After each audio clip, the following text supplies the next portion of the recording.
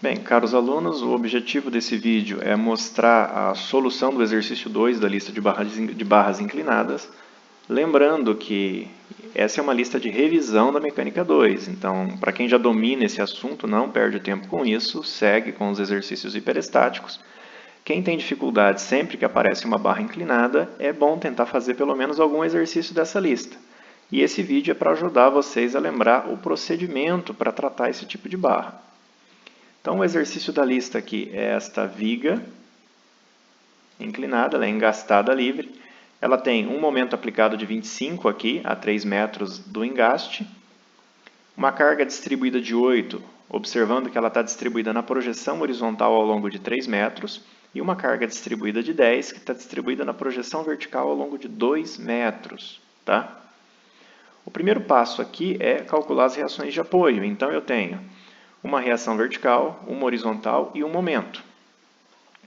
Pela soma das forças verticais, horizontais e momentos, a gente calcula cada uma. Então, a primeira, pela soma das verticais, eu tenho a carga distribuída e essa vertical. Vocês vão determinar que a vertical aqui vale 24 kN. Pela soma das horizontais, eu tenho de horizontal essa força horizontal, que é a reação, e a distribuída de 10. Vocês vão encontrar uma horizontal de 20 kN. E se vocês somarem os momentos das 3 cargas aqui no engaste, vocês vão encontrar o valor do momento de 111 kN. Então, quem tem dificuldade com isso, faz essas equações em um canto de papel aí para ter certeza e lembrar como fazer isso. E vamos seguir. Tendo isso, eu já posso traçar o diagrama de momento fletor, uma vez que ele não depende da inclinação da barra. O momento fletor ele não tem o efeito de inclinação. Então, eu já vou colocar aqui um espaço com a viga engastada livre para o traçado do diagrama de momentos e vou lembrar da minha convenção de sinais de vigas, que está aqui, convenção da esquerda, convenção da direita. Como a barra está inclinada, eu vou ter que girar ela para se adequar à inclinação da barra. Ou eu faço isso no sentido horário ou anti-horário. Aqui eu vou optar por girá-la no sentido horário. Quem resolver fazer isso no sentido anti-horário, o resultado é o mesmo, com a única diferença que o diagrama de cortante muda de lado. Então, usando essa convenção, vou da esquerda para a direita. Aqui no engaste, o primeiro momento que eu tenho é o 111 tracionando em cima, ou 111 negativo pela minha convenção, que eu vou colocar aqui. Pela esquerda, eu tenho que calcular o momento aqui justo antes de chegar nesse momento concentrado de 25. Vou até traçar uma seção aqui para a gente tomar cuidado com isso. Então, todas essas forças aqui, ó, essa de 24, essa de 20, essa de 111, essa distribuída de 8, causam um momento nessa seção, que ela está antes do momento de 25. O total de momento aqui, de acordo com essa convenção que sobrar, vai me dar o momento fletor nesse ponto. Então, eu tenho aqui ó, o momento da distribuída de 8, que é 8 vezes 3, que é resultante, vezes 1,5, sentido anti-horário, ou seja, momento tracionando em cima negativo. Eu tenho o 111, que não tem braço de alavanca, então é 111 tracionando em cima, negativo anti-horário também. O momento da horizontal de 20, 20 vezes 1,5, sentido horário, pela minha convenção, positivo. E o momento do 24, nessa seção, 24 vezes 3, sentido horário, portanto, positivo. Somando tudo isso, nós encontramos 45 negativo, ou seja, momento de 45 tracionando em cima. Como eu já tenho 2 pontos, e aqui eu tenho uma carga distribuída, basta traçar a linha de fechamento e pendurar o QL2 sobre 8. Lembrando que o Q é a carga de 8 e o L é o comprimento da carga. Então, 8 vezes o L ao quadrado, que é 3 ao quadrado, dividido por 8, que vai dar 9. Com esses 3 pontos, a gente traça a parábola da melhor forma possível. Para sair dessa seção que está antes da carga de 25 para depois da carga de 25, ou seja, eu vou justo aqui agora depois dela, a carga estaria aplicada nesse ponto aqui, eu tenho um momento de 45, negativo, ou eu somo 25 ou eu subtraio 25 para atravessar isso, porque não aparece mais nenhum carregamento. Então, como eu estou indo da esquerda para a direita, o 25 para mim ele é positivo. Então, menos 45, momento negativo, mais o 25, isso daqui vai cair para 20. E o momento aqui na ponta do balanço, como não tem nenhum momento aplicado, essa é uma barra livre, vai ser zero. Então, de 20 até zero, a gente faz a linha de fechamento. E como tem uma carga distribuída nesse trecho, que é esta carga de 10, eu penduro o QL2 sobre 8. Lembrando agora que o Q é a carga de 10 e o L é o comprimento da carga, ou seja, o 2.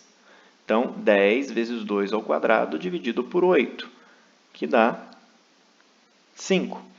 E com esses 3 pontos a gente faz o traçado do diagrama de momentos da melhor forma possível. Então, observem que eu não precisei fazer nenhuma decomposição de forças, nem usar a inclinação da barra para traçar o diagrama de momento fletor. Ele não depende dessa inclinação da barra. Eu poderia até ter uma barra aqui no formato de arco, que eu conseguiria traçar o diagrama de momentos dessa forma. Agora, para fazer os outros dois diagramas, que seria força normal e esforço cortante, eu não posso trabalhar com as forças nesses sentidos. Então, eu vou limpar aqui o diagrama de momentos para a gente começar a trabalhar. E vou representar a barra para mim alterar a orientação do carregamento.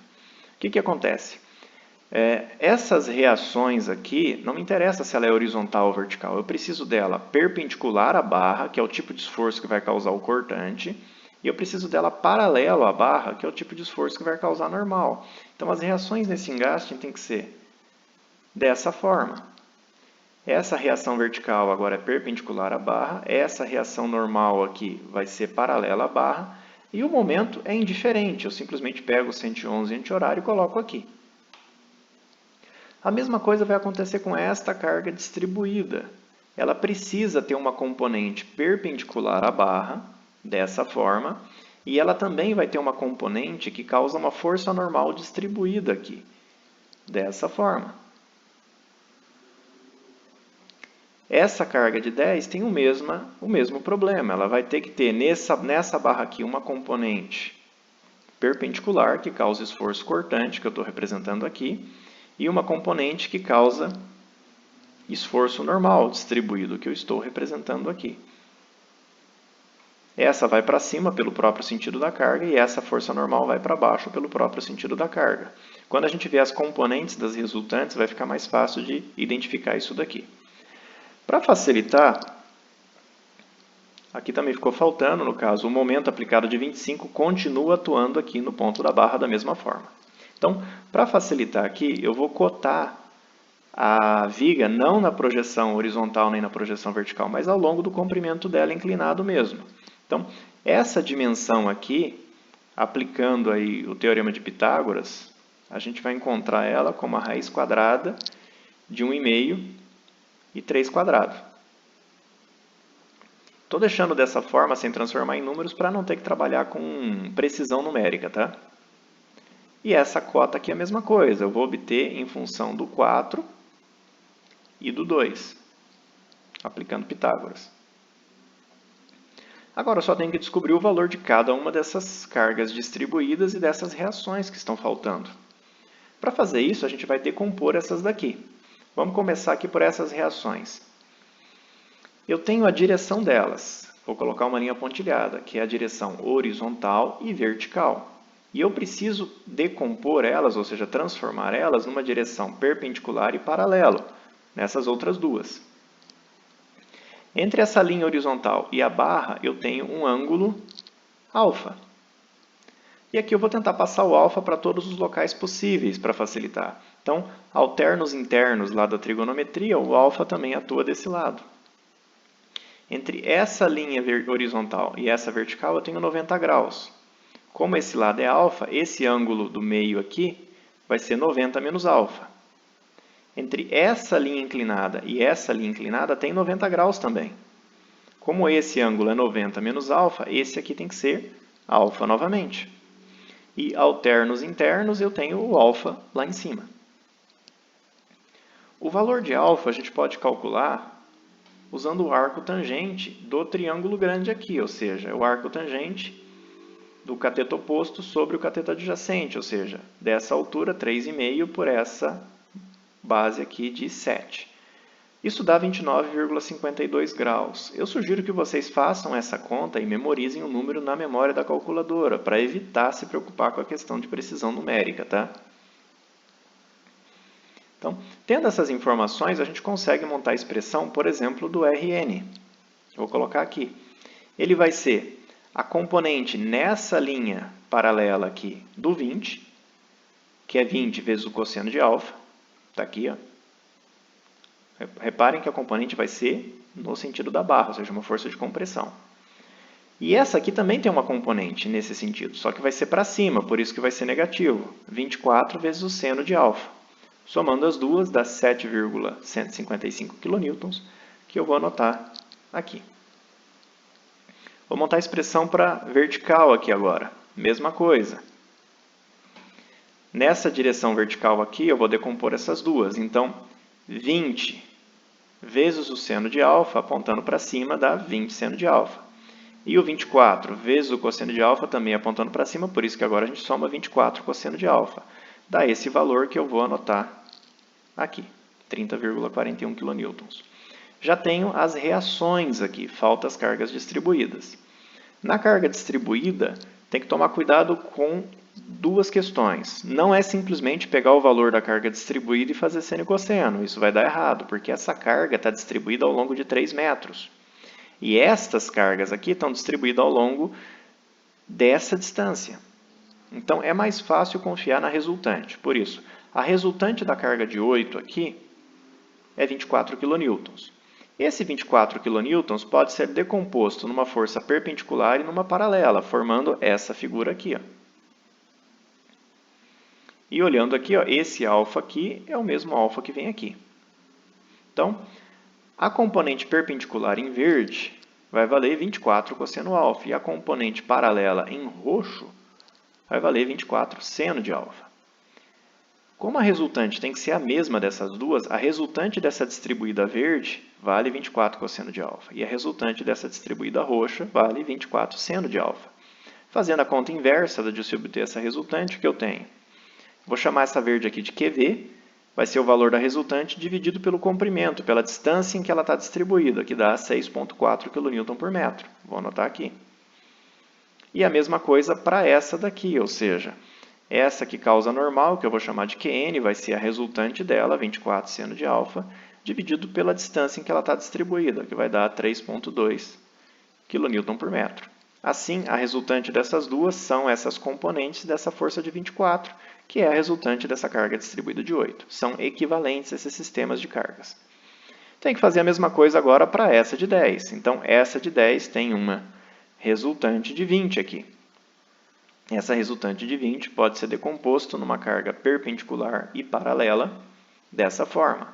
E aqui, cuidado, tá? O alfa aqui é esse aqui, ó, entre a horizontal e a inclinada. Então, a componente vertical e horizontal vai valer 20 seno de alfa vertical e 20 cosseno de alfa horizontal. E essa verde e essa roxa são as resultantes dessas duas aqui. E a direção dessas resultantes também me dá a direção em que estão distribuídas essas daqui, tá? Então, fazendo a conta para a vertical, que agora eu vou chamar de WV, é a resultante pelo comprimento que ela está distribuída, que vai valer 2 kN por metro, vou anotar aqui. E essa daqui vai ser a resultante dividido pelo comprimento em que ela está distribuída, que vai ser 4 kN por metro, que eu vou anotar aqui. Agora sim, com a viga dessa forma, quase que dá para desinclinar ela e fazer o traçado do diagrama de cortante e força normal. Então vamos para lá. Deixa eu limpar um pouco o desenho aqui. Deixei a convenção de sinais e a viga já com essa orientação. Aqui para mim traçar o diagrama de cortante, usando a convenção da esquerda, 30,41 no engaste positivo. Vou marcar aqui. Para sair daqui e chegar onde está o momento de 25 aplicado, eu tenho 30,41 menos a carga distribuída de 6,4, ou seja, menos 6,4 vezes o comprimento que ela está distribuída. E esse valor vai para 8,94 kN. Como tem uma carga distribuída, para fechar esse diagrama é linear. O momento não causa descontinuidade no cortante, ou seja, esse 8,94 continua valendo e ele vai agora até o valor do cortante na ponta da estrutura aqui, que é 0. Então, basta fazer o diagrama linear. Está pronto o diagrama de cortante. O diagrama de normal é parecido. Está aqui onde eu vou fazer o traçado. Aqui no engaste, a força normal é 7,16, se a gente arredondar. Pela convenção de sinais, ela é uma força de compressão, portanto, negativa. 7,16. Aqui onde está aplicado o momento de 25, eu tenho 7,16 de compressão, mais essa carga distribuída de força normal, que é 3,2 vezes esse comprimento. Essa distribuída também é de compressão pela convenção da esquerda. Então, essa mais essa, tudo de compressão. E essa conta vai para menos 17,89. Como tem uma carga distribuída de força normal, o diagrama é linear. De novo, o momento de 25 não causa descontinuidade no diagrama de normal. Então, esse menos 17 continua valendo no próximo trecho. E aqui na ponta da barra, como não tem carga concentrada aplicada, a normal é 0, bastando fechar o diagrama linear. E está aqui o meu diagrama de esforço normal. Bem, a ideia era essa. É possível fazer esses traçados de diagramas com um pouco menos de cálculos. Basta vocês pegarem um pouco de prática, trabalharem diretamente com as resultantes. Mas até vocês entenderem bem isso e não se confundirem mais, eu aconselho que façam a representação da barra com todo o carregamento dessa forma. Espero que isso tenha ajudado e até mais.